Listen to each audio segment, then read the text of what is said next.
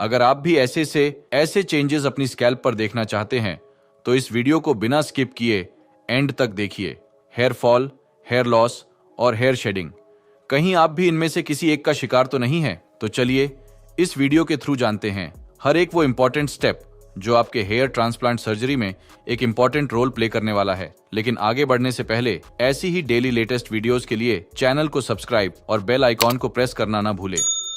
अगर आप भी चाहते हैं ऐसी ही नेचुरल, डेंस और परमानेंट ट्रांसफॉर्मेशन तो विजिट कीजिए अपनी nearest QHT branch in Delhi, Hyderabad और हरिद्वार, या फिर बुक कीजिए अपनी online consultation. Okay, so I am Sanat. मेरी जो बॉल्डनेस स्टार्ट हुई थी 2015-16 से स्टार्ट हुई थी। उस समय मैं दिल्ली में जॉब कर रहा था, तो आई थिंक शायद पानी वगैरह थोड़ा ठीक नहीं था, या फिर खाना वगैरह, या फिर मैं कुछ ज़्यादा ही हैवी एक्सरसाइज करता था, तो उस वजह से बॉल्डनेस स्टार्ट हुई। तो मैंने उस समय कुछ मेडिसिन वगैरह स्टार्ट करी, मिनॉक्सिडिल वगैरह लेना स्टार्ट किया, तो काफ़ी हद तक मतलब कंट्रोल हो गया था बॉल्डनेस।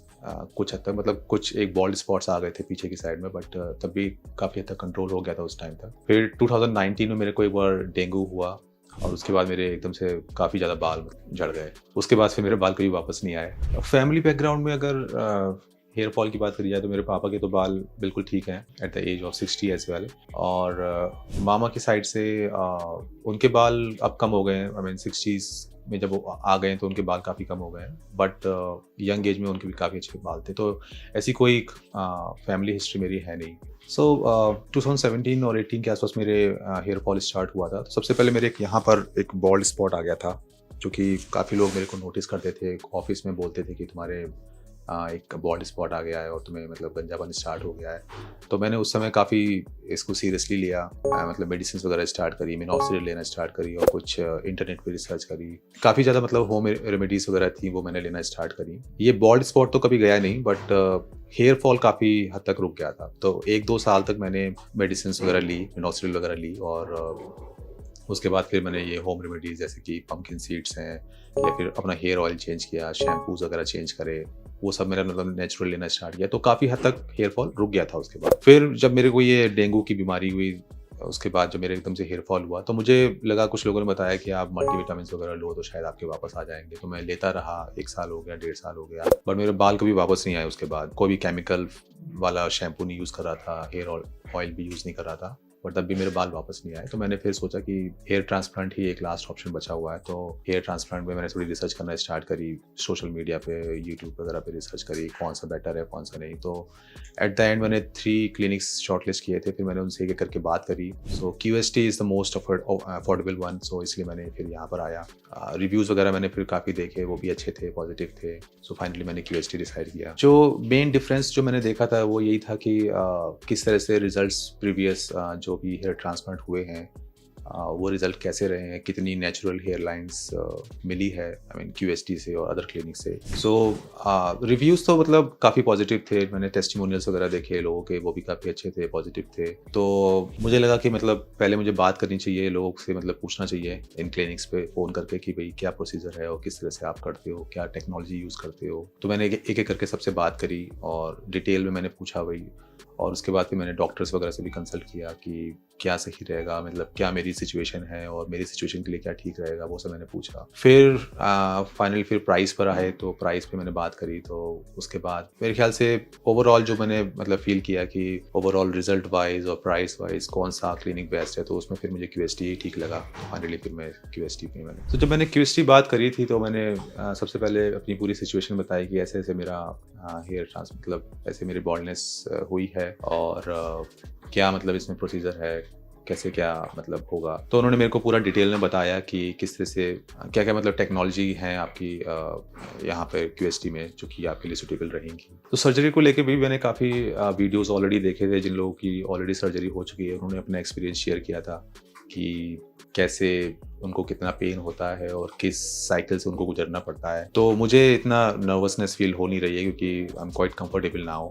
मुझे लगता है कि नॉर्मली ही होगा सब कुछ। सो मेरा हेयर फॉल, अगर मैं साइड की बात करूं तो मेरे ये यहाँ पे रिसीडिंग हेयर लाइंस है यहाँ पे। तो ये तो मेरे काफ़ी टाइम पहले से ही थी, आई थिंक 2012-13 के आसपास ही मेरे ये हेयर लाइन्स यहाँ से गायब हो चुकी थी, और यहाँ पे भी अगर देखें तो ये काफ़ी ज़्यादा पीछे तक चली गई हैं। तो ये मतलब एक्चुअली मेन प्रॉब्लम है कि यहाँ से जब मैं ऐसे करके बाल निकालता था तो अब ये ठीक से मेरे बाल कट ही नहीं पाते हैं, क्योंकि ऑब्वियसली यहाँ बाल कम हो गए हैं काफ़ी। मेन जब मैं बीमार हुआ था, मेरे को डेंगू हुआ था, तो मेरे यहाँ के भी बाल काफ़ी ज़्यादा उड़ गए थे, जो कि आप देख सकते हो यहाँ पे। तो ये बाल जो हैं ये भी अब वापस आना बंद हो गए हैं। मैं काफ़ी ज़्यादा मेडिसिन ट्राई कर चुका हूँ, बट अब नहीं आ रहे हैं। तो इन सबको मिला के मेरे को डॉक्टर ने बोला है कि अराउंड 3500 to 4000 ड्राफ्ट लगेंगे। अभी मेरी डॉक्टर से कंसल्टेशन है, so doctor will let me know that कैसे मेरी हेयर लाइन भी डिज़ाइन होगी, पूरी मार्किंग वगैरह की जाएगी। सो उसको लेके मैं बहुत एक्साइटेड हूँ। Let's see how it goes. तो मेरी अभी सर्जरी स्टार्ट होने को है, so after surgery I let you know that how exactly it goes, कैसा मेरा एक्सपीरियंस रहा और कैसी मेरी सर्जरी रही। यंग एज और डिफ्यूज ग्रेड 5 ए स्टेज की बॉल्डनेस, ये एक ऐसे पेशेंट की जर्नी है जिनकी स्कैल्प का maximum part thick, long and healthy hair growth से भरा हुआ था, लेकिन इनकी हेयरलाइन कंप्लीटली रिसीड हो गई थी। इवन टेम्पल्स भी वैनिश्ड हो गए थे, लेकिन इनके फ्रंटल टफ्ट में हेयर्स अवेलेबल थे और इनका mid scalp area and crown का भी कुछ रीजन डिफ्यूज पैटर्न में डैमेज था, जिससे इनका लुक बहुत ज्यादा खराब लग रहा था, जैसे कि आप इनकी स्कैल्प पर देख पा रहे होंगे। ये उन पेशेंट्स के लिए एक क्लासिक पिक्चर है जहां हेयर लॉस पैटर्न डिफ्यूज होता है। इसमें फॉलिकल्स स्कैटर्ड फॉर्म में होते हैं, पर उनका कैलिबर पतला हो जाता है, इसलिए स्कैल्प दिखाई देने लगता है। इस टाइप के केसेस में प्रिसाइज प्लानिंग और ग्राफ्ट डिस्ट्रीब्यूशन काफी इंपॉर्टेंट होता है ताकि नेचुरल लुक बन सके। फॉर्चुनेटली बॉल्डनेस के अकॉर्डिंग पेशेंट का डोनर एरिया फेवरेबल कंडीशन में था। डोनर एरिया में फॉलिकल्स का कैलिबर और डेंसिटी स्ट्रॉन्ग कंडीशन में थे, जिसे यूज करके हम hair line, temples, frontal, mid scalp और क्राउन एरियाज में नेचुरल डेंसिटी रिस्टोर कर सकते हैं। इस वीडियो में हम सिर्फ पेशेंट की जर्नी को डिटेल में ही नहीं समझेंगे, बल्कि इनिशियल चैलेंजेस से लेकर सर्जरी और मंथली फॉलोअप्स का एक्सपीरियंस भी उनसे जानेंगे। तो वीडियो के एंड तक बने रहिए। चलिए शुरू करते हैं उनके इनिशियल चैलेंजेस जानने से। अगर आप भी हेयर लॉस, हेयर थिनिंग या बाल्डनेस से परेशान हैं, तो आज ही हमारे एक्सपर्ट्स के साथ अपनी कंसल्टेशन बुक करें। पेशेंट की हेयर रेस्टोरेशन जर्नी में नेक्स्ट स्टेप था हेयर लाइन डिजाइन, जो पूरे प्रोसीजर का सबसे इंपॉर्टेंट पार्ट होती है।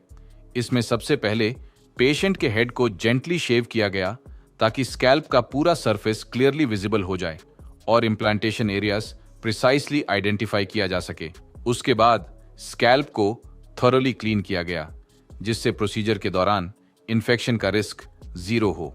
हेयरलाइन डिजाइन करते टाइम हमारे स्पेशलिस्ट ने पेशेंट के फेशियल फीचर्स को ध्यान में रखते हुए ग्लबेला पॉइंट से करेक्ट डिस्टेंस मेजर करके नेचुरल फॉरहेड प्रोपोर्शंस मेंटेन किया। इसके साथ हेयरलाइन की सिमेट्री को ध्यान में रखते हुए टेम्पल्स को भी प्रिसाइसली क्रिएट किया गया और पीक पॉइंट भी एग्जैक्टली उसी जगह से मार्क किया गया जहां अभी कुछ फॉलिकल्स नेचुरली प्रेजेंट थे, ताकि ट्रांजिशन जोन नेचुरल लग सके। फ्रंटल टफ्ट एरिया को सेपरेटली मार्क किया गया और क्रॉस मार्क लगाया गया, क्योंकि वहां फॉलिकल्स इम्प्लांट करने की जरूरत नहीं थी। पेशेंट के मिड स्कैल्प और क्राउन रीजन तक रिमेनिंग अफेक्टेड एरियाज को भी आउटलाइन किया गया, ताकि कंप्लीट कवरेज का रोड मैप रेडी हो जाए। ये आउटलाइंस सर्जरी के टाइम पर ब्लूप्रिंट की तरह काम करती हैं, जिससे टीम को पता होता है कि हर रीजन में कितनी डेंसिटी में ग्राफ्ट्स इम्प्लांट करने हैं। इसके बाद पेशेंट की सर्जरी स्टार्ट हुई, जिसे कंप्लीट होने में पूरे 12 घंटे का टाइम लगा और प्रोसीजर कंप्लीट होने के बाद पेशेंट ने अपना एक्सपीरियंस भी शेयर किया। तो चलिए अब पेशेंट से जानते हैं उनके सर्जरी एक्सपीरियंस के बारे में। मेरी हेयर ट्रांसप्लांट सर्जरी कंप्लीट हो चुकी है। इनिशियली मैं अपने डॉक्टर के पास गया था, उन्होंने मेरी हेयर लाइन डिज़ाइन करी। इनिशियली उन्होंने मेरी डिज़ाइन केवल ऊपर इधर टॉप एरिया में ही बनाई थी, तो मैंने बाद में कहा कि मुझे ये टेम्पल एरिया भी क्रिएट करवाना है, because it is also my requirement. तो आप देख सकते हो मेरी टेम्पल भी क्रिएट हुए हैं। तो ये सब फाइनल होने के बाद मुझे फिर ऑपरेशन थिएटर ले जाया गया। वहाँ पे मेरा काफ़ी ध्यान रखा वैसे डॉक्टर्स ने, नर्स वगैरह सब थी वहाँ पे। हमेशा मतलब जब भी मेरा ऑपरेशन चल रहा था तो बीच बीच मेरे से आगे पूछ रहे थे कि कोई परेशानी तो नहीं है, कोई दिक्कत तो नहीं है, अगर कोई दिक्कत है तो बताओ, we will fix it out. At the end everything is good. मेरा हेयर ट्रांसप्लांट हो चुका है और सारे मेरे ग्राफ्ट लग चुके हैं, आप देख सकते हो। इस पूरे एरिया में मेरे ग्राफ्ट लगे हैं और ये टेम्पल एरिया में भी लगे हैं। टोटल मेरे 4200 ग्राफ्ट लगे हैं। जब मेरी सर्जरी स्टार्ट हुई थी तो उससे पहले मुझे बता दिया गया था कि मुझे क्या क्या करना है सर्जरी से पहले।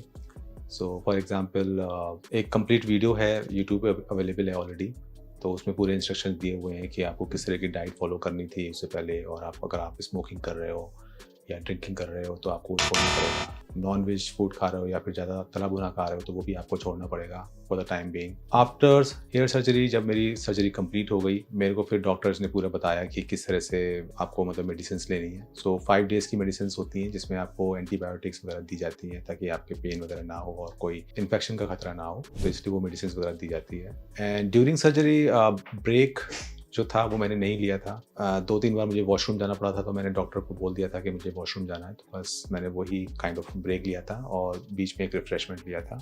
टोटल 12 आवर मेरी सर्जरी चली थी। सो मेरे अकॉर्डिंग एक्सपीरियंस काफ़ी अच्छा रहा। जिस भी any person who is having a hair loss problem and can consider QST because यहाँ पे काफ़ी ज़्यादा friendly environment है, डॉक्टर्स एंड नर्सेस काफ़ी केयर करते हैं, कॉस्ट भी काफ़ी अफोर्डेबल है if I compare it with other clinics, so I think this could be a best option for everyone. So yeah, I mean you should choose. So after 1 month मेरा PRP session है, so मैं 1 महीने बाद यहाँ पर आऊँगा, अपनी PRP करवाऊँगा and then I will share you all my experience, कितनी मेरी ग्रोथ हुई है और क्या प्रोसीजर रहा, कितना मेरे को पेन हुआ या किस तरह से मैंने मेडिसिन ली।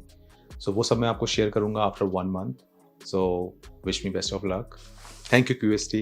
प्रोसीजर के टाइम सबसे पहले पेशेंट के रेसिपिएंट एरिया में स्लिट्स क्रिएट की गई। स्लिट क्रिएशन एक सर्जिकल स्टेप है जिसमें फाइनल रिजल्ट की डायरेक्शन, एंगल और डेंसिटी डिसाइड होती है।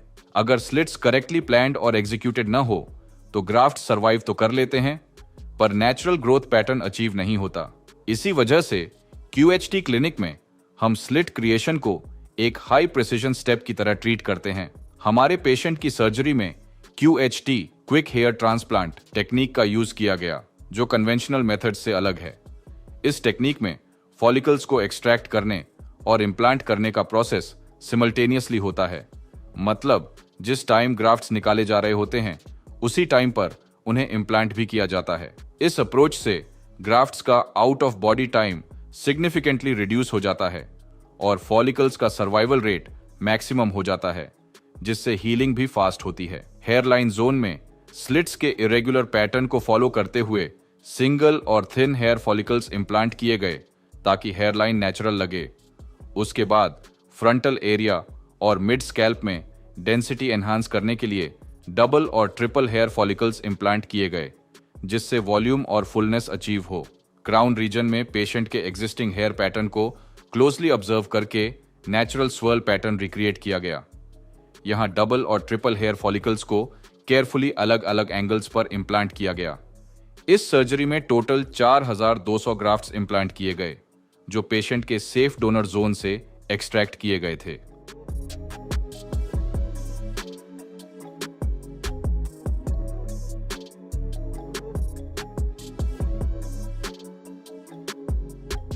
क्या आप अपनी बॉल्डनेस के अकॉर्डिंग यह जानना चाहते हैं कि आपकी स्कैल्प पर कितने ग्राफ्ट्स इम्प्लांट किए जाएंगे? तो आज ही अपनी पिक्चर्स हमारे एक्सपर्ट्स के साथ दिए गए नंबर पर शेयर करें। प्रोसीजर के बाद शुरू होता है पेशेंट का फॉलोअप सेशन। चलिए सुनते हैं पेशेंट से उनका 1 मंथ एक्सपीरियंस। सो मैं यहाँ पर PRP के लिए आया हूँ 1 महीने बाद। मेरा 1 महीने पहले हेयर ट्रांसप्लांट हुआ था। मेरे टोटल 4200 ग्राफ्ट्स लगे थे और मेनली मेरे इस और थोड़े मेरे इस टेम्पल एरिया में ग्राफ्ट लगे थे। ओवरऑल एक्सपीरियंस मेरा काफ़ी अच्छा रहा। जो मेरी बॉल्डनेस थी ये आई थिंक 2017-18 से लगातार चल रही थी, तो इसके लिए मैंने काफ़ी चीज़ें ट्राई करी थी, like different types of hair oils मैंने यूज़ करे थे और मिनॉक्सिडिल वगैरह यूज़ करे थे और काफ़ी ज़्यादा मतलब मैंने रिसर्च करी थी, बट उसके बाद भी मेरे को कोई फ़ायदा नहीं हुआ। तो मुझे एट द एंड QST आना पड़ा और यहाँ पे फिर मैंने कंसल्ट किया डॉक्टर से और फिर मैंने अपना हेयर ट्रांसप्लांट कराया। सो ओवरऑल मेरा एक्सपीरियंस काफ़ी अच्छा रहा है और आज मेरा PRP भी हुआ है जो कि काफ़ी अच्छा था, इतना ज़्यादा पेनफुल भी नहीं था। सो जब मेरे को बॉल्डनेस हो रही थी तो मैंने इनिशियली तो काफ़ी चीज़ें ट्राई करी, उसके बाद मुझे कुछ भी फ़ायदा नहीं हुआ। क्यूएसटी फाइनलाइज़ करने का मेन रीज़न यही था क्योंकि यहाँ पे मुझे जो जिन लोगों से मेरी बात हुई, डॉक्टर से जो मेरी बात हुई, कंसल्टेशन में हुआ, वो काफ़ी मुझे फ्रेंडली लगा। ओवरऑल मतलब अंडर बजट था और रिज़ल्ट्स भी काफ़ी अच्छे थे, तो इसलिए मैंने फिर एट द एंड इसी को फाइनल करा। सो जब मेरा डॉक्टर से कंसल्टेशन हुआ था तो उन्होंने मेरे को बताया कि मेरे टोटल 4200 ग्राफ्ट्स लगेंगे। I was okay with it because मेरे काफ़ी ज़्यादा पीछे क्राउन एरिया में और टेम्पल एरिया में ग्राफ्ट लगने थे। I agree with that and उसके बाद मेरा हेयर ट्रांसप्लांट हुआ। ऑपरेशन थिएटर में मेरे को इनिशियली एक एनेस्थीसिया दिया गया था, जिसकी वजह से मुझे कुछ खास पता लगा नहीं। तो मेरा एक्सपीरियंस भी इनिशियली थोड़ा मतलब मैं थोड़ा सा नर्वस था, लेकिन जब मेरा ऑपरेशन हुआ तो मुझे पता भी नहीं लगा कब मेरे इंजेक्शंस लगे। बीच में मैं सो भी गया था। आई थिंक मेरा 12 घंटे के आसपास टोटल जो मेरा ऑपरेशन था वो चला था। और बीच-बीच में मतलब मेरे को मतलब मैं सो गया था, बीच में फिर मैं उठा था, लेकिन मेरे को पेन वगैरह तो ना के बराबर ही हुआ था। क्योंकि मेरे को ऑलरेडी उन्होंने एनेस्थीसिया दे दिया था, तो ऐसी कोई प्रॉब्लम थी नहीं मेरे को। सो ओवरऑल एक्सपीरियंस काफ़ी अच्छा रहा उसमें एंड रिज़ल्ट भी अभी तक जो आया है उससे मैं काफ़ी खुश हूँ। सो आफ्टर हेयर ट्रांसप्लांट मुझे डॉक्टर्स ने बताया था कि किस तरह से मेरे को प्रिकॉशंस लेनी है। सो शुरू के जो 7 डेज़ होते हैं वो काफ़ी क्रिटिकल होते हैं।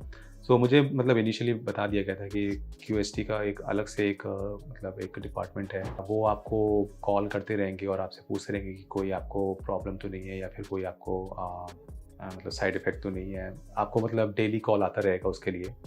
मेरे को जो क्लॉट्स थे वो यहाँ पे जमे हुए थे, तो उस पे भी मुझे काम नहीं करना था। 7 डेज़ के बाद फिर मेरा हेड वॉश स्टार्ट हुआ था। फिर धीरे-धीरे मैंने डेली मैं हेड वॉश करता था, मतलब बेबी शैम्पू से फ़ोम रखता था और उसके कुछ टाइम बाद उसको वॉश करता था। 4 टू 5 डेज़ में मेरे सारे क्लॉट्स रिमूव हो गए थे और मैं ऑयल भी यूज़ करता था, कोकोनट ऑयल, जैसे कि मुझे डॉक्टर्स ने बताया था, तो वो भी यूज़ कर रहा था मैं। 20 दिन तक तो मैं डेली वॉश कर रहा था और उसके बाद मेरे फिर शेडिंग फेज़ स्टार्ट हो गया था, जो कि मुझे पहले ही बताया गया था कि शेडिंग होगी आपकी, और अभी भी मेरे शेडिंग चल रही है। तो क्योंकि अभी 1 महीना हुआ है तो आप देख सकते हो कि थोड़े मेरे बाल यहाँ पे हेयर्स थोड़े हल्के हो गए हैं। So it is completely normal. एक मेरे को थोड़ा इशू ये हुआ था कि मेरे डोनर एरिया में काफ़ी ईचिंग रहती थी, तो 7 डेज़ तक पहले बताया था कि 7 डेज़ तक रहना चाहिए उसको। तो 7 डेज़ के बाद भी जब ईचिंग रही मेरी, तो डॉक्टर से मैंने कांटेक्ट किया। मैंने कहा कि मेरे ईचिंग हो रही है, तो उन्होंने मेरे को बताया कि आप कुछ और डेज़ के लिए मेडिकेशन आप ले सकते हो। उसके बाद फिर मैं हेयर ऑयल वगैरह लगाता था, तो उससे भी नॉर्मल रहता है।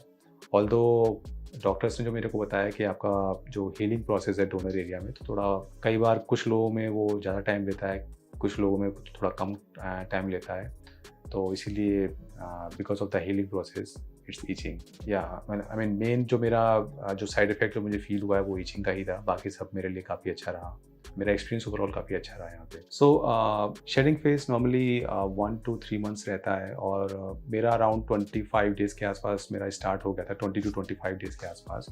तो जब भी मैं हेड वॉश करता था तो मुझे थोड़े बाल दिखाई देते हैं, और अभी भी मेरा मतलब जो शेडिंग फेज है वो चल रहा है। जैसा मैंने दूसरे वीडियोस वगैरह देखे हैं तो उसमें देखा कि 2 to 3 मंथ्स में तो किसी लोगों के तो 80 to 90% बाल चले जाते हैं और उसके बाद ग्रो करना स्टार्ट होते हैं। वो मुझे बताया गया है ऑलरेडी और I am ready for it. I mean initially तो काफ़ी अच्छा रहा ही। डॉक्टर्स ने सब कुछ बताया, सारा जहाँ पे भी मेरे को डाउट्स थे वो सारे डाउट्स क्लियर करे, और पोस्ट सर्जरी भी मेरे को लगातार कॉल्स आते रहे कि कोई भी अगर साइड इफेक्ट हो या कोई भी इशू हो तो आप बताएं। सो जैसे मेरा ईचिंग का इशू था तो मैंने हमेशा उनसे डिस्कस किया कि मुझे क्या करना चाहिए क्या नहीं करना चाहिए। सो ओवरऑल मेरा experience even before hair transplant और आफ्टर हेयर ट्रांसप्लांट और ड्यूरिंग माई PRP मेरा काफ़ी अच्छा रहा है।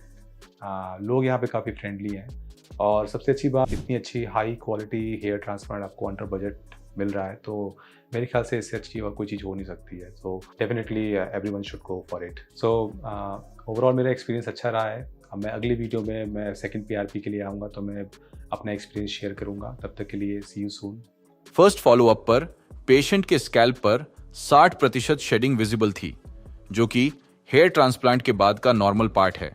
हेयर ट्रांसप्लांट के बाद फॉलिकल्स एक शॉर्ट रेस्टिंग फेज में चले जाते हैं, जिसमें इम्प्लांटेड हेयर शेड हो जाते हैं, लेकिन उनके रूट्स स्कैल्प के अंदर सेफ और इंटैक्ट रहते हैं। यह शेडिंग प्रोसेस एक्चुअली फॉलिकल्स को नई, हेल्थी और स्ट्रॉन्गर बनाते हैं, जिससे एनाजन फेज कहा जाता है। इस विजिट पर हमारी टीम ने स्कैल्प का डिटेल्ड एग्जामिनेशन किया। रेडनेस और माइल्ड क्रस्टिंग जो इनिशियल डेज में होती है, इस स्टेज पर विजिबल नहीं थी, जिससे क्लियर था कि पेशेंट की हीलिंग एक्सपेक्टेड टाइमलाइन पर है।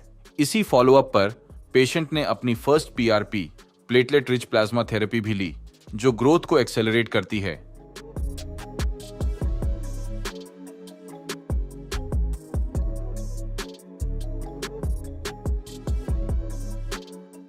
अगर आप भी हेयर लॉस की वजह से कई सालों से स्ट्रगल कर रहे हैं, जैसे कि हमारे पेशेंट ने किया, तो आज ही अपनी कंसल्टेशन बुक करें और एक नई जर्नी की शुरुआत करें। चलिए अब सुनते हैं पेशेंट से उनका 14 महीने का एक्सपीरियंस कैसा रहा। मेरा हेयर फॉल 2019 से स्टार्ट हुआ था। शुरू में मैंने थोड़ी अपनी होम रेमेडीज वगैरह ट्राई करी थी, कुछ मेडिसिन वगैरह अपने आप से ली थी, लेकिन मेरा हेयर फॉल कभी रुका नहीं। तो फिर मैंने थोड़ी रिसर्च करना स्टार्ट करी और फिर मुझे लगा कि QST के रिव्यूज़ काफ़ी अच्छे हैं, तो मुझे यहाँ ट्राई करना चाहिए।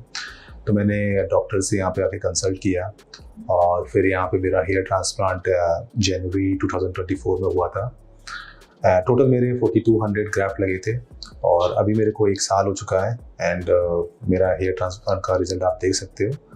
तो I am very happy with my result. Surgery मेरी पूरे दिन की ही हुई थी और उसमें शुरू में मेरे को कोई इंजेक्शन दिया गया था, उसके बाद मैं तो सो गया था, तो मुझे कुछ खास पता भी नहीं लगा कि कब मेरे ग्राफ्ट लग रहे हैं कब नहीं। हाँ, फिर कभी कभी ऐसा होता है कि अगर आपको एकदम से होश आता है, फिर आपको थोड़ा सा पेन भी फील होता है कभी कभी, तो डॉक्टर काफ़ी ज़्यादा सपोर्टिव है उसमें। वो सीधे दोबारा आपका मतलब एनेस्थीसिया दे के आपको फिर से आपका पेन वगैरह वो हो जाता है। मेरे केस में ऐसा था, कुछ लोगों को बिल्कुल भी पेन नहीं होता, उनका सोते सोते ही पूरा ट्रांसप्लांट कंप्लीट हो जाता है। तो ओवरऑल जर्नी काफ़ी अच्छी रही थी। पूरे दिन का मेरा हेयर ट्रांसप्लांट था और उसके बाद फिर कंप्लीट हो गया था एक ही दिन में। सर्जरी के बाद ऑल्दो मेरे पास कॉन्टीन्यूसली क्लिनिक से कॉल आता था कि कोई दिक्कत तो नहीं है। तो हाँ, ओवरऑल बस एक ही चैलेंज था ईचिंग का, बाकी कोई भी मेरे को इशू नहीं आया हेयर ट्रांसप्लांट के बाद। जब मेरा हेयर ट्रांसप्लांट हो चुका था तो उसके बाद मेरे ग्राफ्ट में काफ़ी डर्ट जमा हुआ था, तो वो धीरे धीरे मेरे को 1 वीक के बाद फिर मैंने उसको वॉश करना प्रॉपर स्टार्ट किया था और मेरे सारे डर्ट्स उसमें से निकल गए थे। उसके बाद मेरे को ऐसा फील होने लगा था कि वहाँ पे बाल इंजेक्ट हो चुके हैं और वो निकल रहे हैं। ऑल्दो 10 से 15 दिन बाद ऐसा हुआ था कि फिर शेडिंग फेज स्टार्ट हो गया था और सारे बाल फिर झड़ने लगे थे। और जो डोनर एरिया था वो भी शुरू में काफ़ी ज़्यादा बिल्कुल ही ऐसा लगता था कि कुछ बचा ही नहीं है वहाँ पे, लेकिन डॉक्टर्स लोग उसमें क्या करते हैं कि बीच में से हेयर्स निकालते हैं, तो जब बाल बड़े हो जाते हैं तो फिर वो पूरी तरह से कवर हो जाता है। तो टोटल मेरे को आई थिंक 2 to 3 मंथ्स लगे थे जब पूरा डोनर एरिया कवर हो गया था और उसके बाद बिल्कुल नॉर्मल से फील होने लगा था। और जो हेयर ट्रांसप्लांट का रिजल्ट था वो मेरे को उसमें भी मेरे ख्याल से 3-4 महीने बाद मेरे को जब शेडिंग फेज खत्म हो गया था उसके बाद ही फिर रिजल्ट आना स्टार्ट हुआ था। और शुरू में इतने ज़्यादा डेंस हेयर नहीं आए थे, वो धीरे धीरे आना स्टार्ट हुए थे। बट ये था कि हाँ, रिजल्ट थोड़ा थोड़ा लग रहा था कि हाँ दिखना स्टार्ट हो गया है। तो आज मैं यहाँ पे सेकंड PRP के लिए आया हूँ। ऑल्दो मेरा हेयर ट्रांसप्लांट लास्ट ईयर हुआ था जनवरी में और उस टाइम मैंने 1 महीने बाद PRP ली थी और उसके बाद मैं थोड़ा बिजी हो गया था अपने वर्क शेड्यूल में, तो मैं PRP लेने का मुझे टाइम बिल्कुल भी नहीं मिला। अभी जाके मेरे को छुट्टी मिली तो फिर मैं PRP के लिए आया हूँ। ये मेरी सेकंड PRP है और इसके बाद मुझे एक PRP और लेनी है, शायद मैं और भी लूँ डिपेंडिंग ऑन माय शेड्यूल। तो ओवरऑल मेरा एक्सपीरियंस काफ़ी अच्छा रहा क्योंकि हेयर ट्रांसप्लांट का रिजल्ट जैसे कि आप देख सकते हो अच्छा आया है। 1 साल मेरे को हो चुका है। जो मेरी हेयर लाइन है आप देख सकते हो कि काफ़ी नेचुरल है।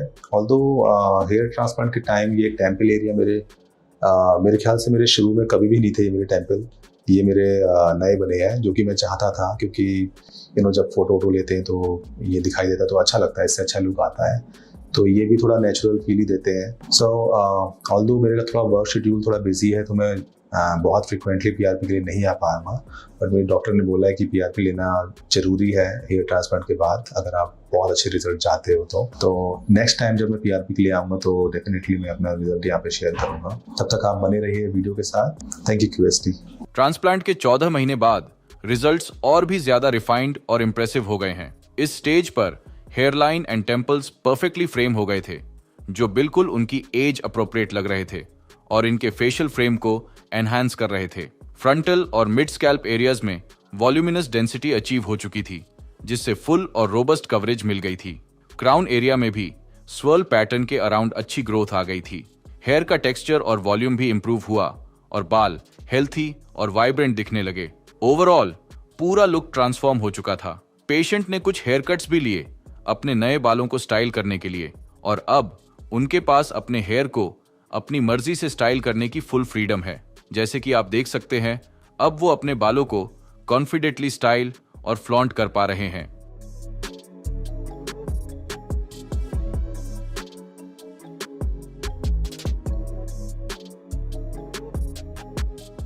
अगर आप भी हमारे पेशेंट्स की तरह अपने लुक को चेंज करना चाहते हैं तो आज ही हमारे एक्सपर्ट्स के साथ कंसल्टेशन बुक करें।